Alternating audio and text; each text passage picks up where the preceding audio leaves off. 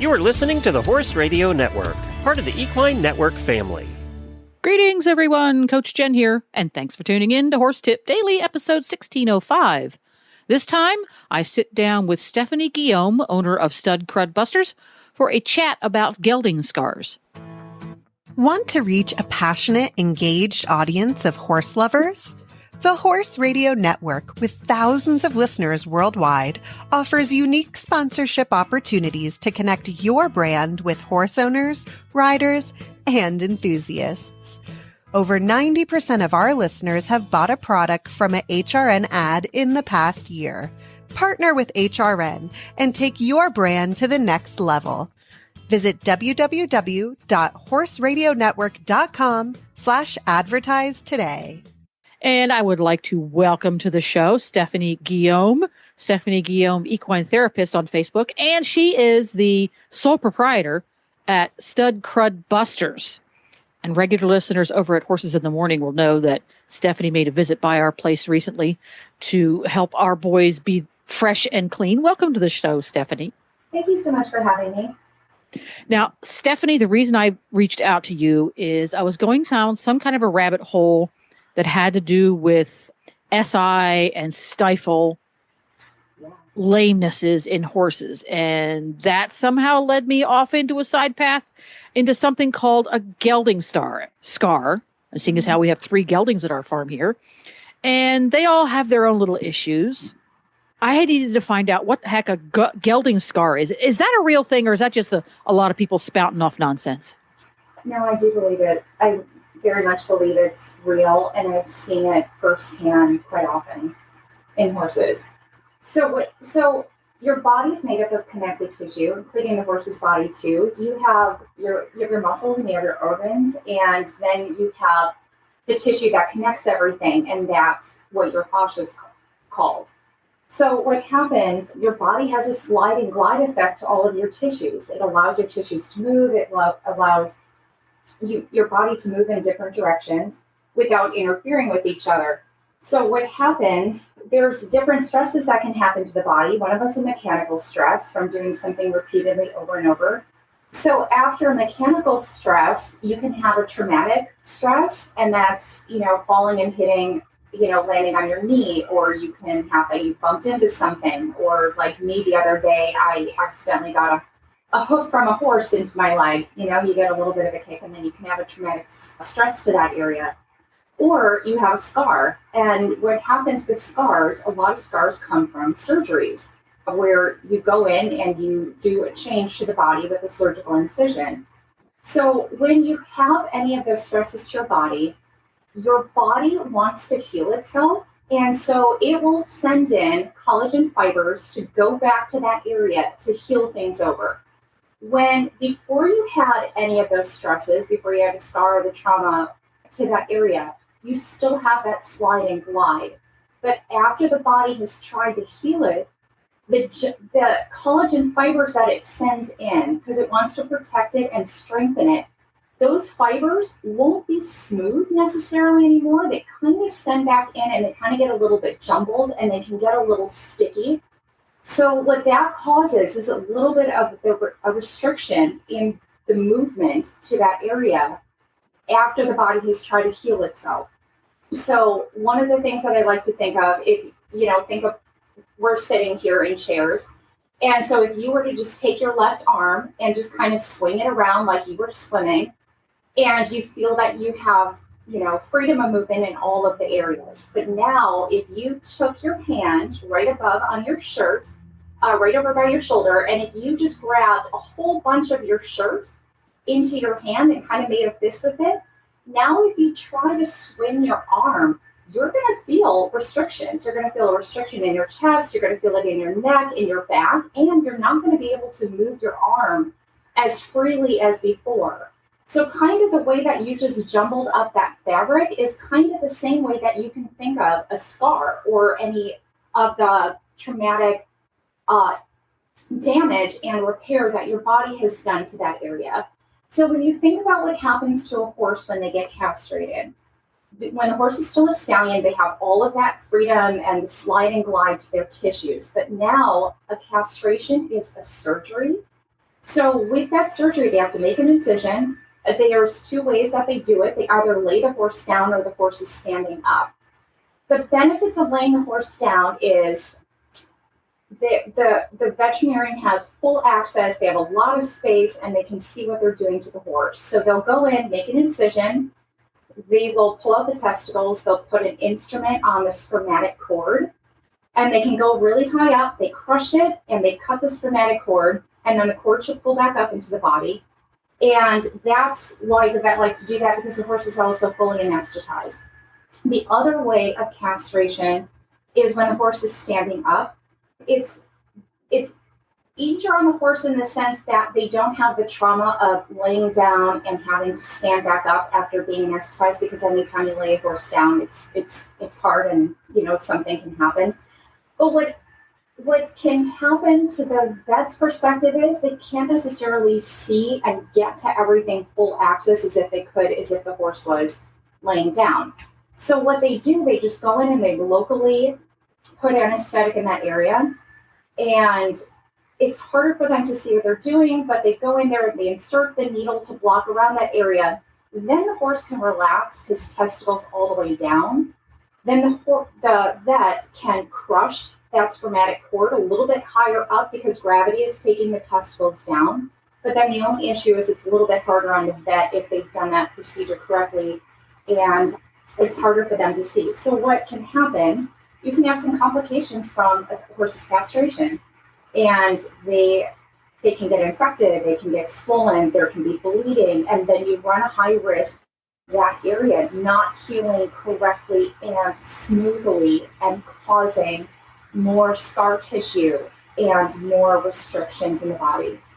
Scott, as you said, you've come across this problem with horses in your works, because obviously you spend a lot more time in that part of the horse's anatomy than your typical horse owner does. Yeah. Have you found that the owner says, "Oh my gosh, really?" Or have you found that the owner, when you've come across this, the owner says, "I suspected there was something amiss"? That's very interesting. Most of the time, people don't go back there and they don't know about it. What we found about the spermatic cord adhesion, the Gelding scar issues, is that a spermatic cord actually goes up into the horse's body behind their kidneys, and it attaches to the horse's lower back. So around the lumbar area of the horse. So when you go back there, you can physically feel it. Some horses heal very smooth. Some horses have a bit of a restriction, and that can cause different issues. So some people will notice that the horse is having a problem, because we're always looking for different lamenesses. We're looking to see if the horse can use his back, how he's moving. So a lot of the times we're looking at a horse to see if they're having issues in their back. What could it be? Is it saddle areas? Is it something mechanical? Do they have lameness? Do they have joint issues? So not all the time are people considering that the castration scar could be one of the issues. So a very interesting story, when I was first realizing this, I got out of massage school and then I studied the myofascial work on horses, the connective tissues in the horses. I was showing in Orlando and I was showing in dressage, and there was a girl that had a very beautiful horse that was stalled across from me. And when we got done with our classes, her and I were just chatting a little bit, and she was telling me that her horse was imported from Spain. And she bought the horse off of a video through a broker, but she never got to see the horse. She disclosed to me that under her impressions, this horse was at a high level. He was schooling to Pre-St. George. He could do his flying changes and didn't have any problems with collection and engagement. But then her statement was, "I feel like I got scammed because the horse that I have now cannot do any of those things." So what happens when you import a horse from Spain, almost usually the horse is still left a stallion and left intact. Then when the horse is purchased, they do a castration on the horse, and then the horse does the importing process over to the United States. So what happens, this horse was 6 years old when he finally got castrated. So he was a fully intact adult male most of his life, and then he has a surgery to remove his testicles, and now he got purchased by this girl. So she was feeling that he could not do his flying changes. She was feeling that he could not extend and collect. And her thoughts were, that she was being lied to from the broker to the video, and this was not the horse that she had. And what was really interesting, I said to her, I'm like, have you ever checked his castration scar? And she said no, and had a very puzzling look to her face. And I asked if I could go and check it. And sure enough, I did. I very gently touched the horse, and you felt his tissue back there. It felt like a golf ball. It was just jumbled and tangled and very tucked up. And it was very thick and it was very hard. And so I kind of said to her, I kind of described to her what I was telling you about, moving your shoulder and then moving your shoulder with your shirt all jumbled up. Here was this horse for 6 years of his life. He had all of the slide and glide. Then he gets a castration scar. He gets a castration surgery. And now he's feeling different tissues. He's feeling restriction in that area where before it was smooth and it moved. Now he's feeling a restriction. So maybe that horse is possibly feeling a tugging sensation or a restricted sensation, or maybe even pain, and maybe even nerve damage from that damage that those tissues sustained since his castration. So maybe that could be why he's having different footfalls and possibly having some limited mobility in his back and his pelvis and in his legs. So I thought that was interesting. That was one of my first awakenings to what this could potentially be doing to horses. So in your experience as someone who works with horses all the time, do you see a pattern? Do you see it more frequently in horses who were gelded later in life? Do you see it more in horses who are competitive versus maybe not competitive, or is it just so random? I tend to ask when I feel those things. Most of the time, because horses usually have multiple owners, I'm not always talking to the person that has had that horse in the beginning of life. What I found by talking to people is I'll ask if they knew when the horse was castrated. And if the horse was castrated young, when the horse is under a year old, they're still growing. Their tissues are very elastic, and the horse can recover and heal quicker. When a horse is older with the castration, they're usually prone to infections, bleeding, and bigger scars because you took out a larger developed set of testicles than in a fully developed pelvis than you did when a horse was younger and still growing. So if I can ask that owner some questions, maybe they know, but usually they don't know the horse's prior history. They don't have a good concept of where the horse came from. And they don't know if the horse was standing or laying down during the castration. And usually they don't know at what age the horse was castrated. But when I'm cleaning a horse, I can usually tell if a horse has been castrated after they've reached the sexual maturity because their equipment changes. So I like to say, when horses had actual testosterone, their equipment becomes sexually functioning to be able to breed another horse. That's what nature gives them.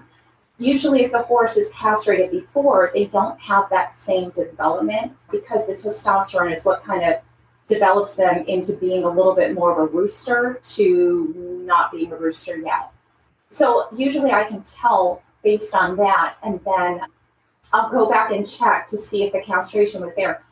Some of the times the horse is given time to heal correctly and it'll still feel flat and smooth. Other times I'll go back there and it'll feel like a golf ball of wadded tissue. Sometimes it'll feel to me like really stringy, like almost the strings of a guitar. And you almost just want to go back there and see if you can do any kind of manipulation back there, like a myofascial release, to try to release some of that. But that's not necessarily something that I'm practicing at the moment, but I have a lot of thoughts to that. I do see that there's people out there, different body workers that are offering some work on some of those gelding scars. So it's becoming more of an awareness with horse people, and I hope that we can expand on these areas with education to be able to help some more of these horses to see if this is one of the issues that the horse is having.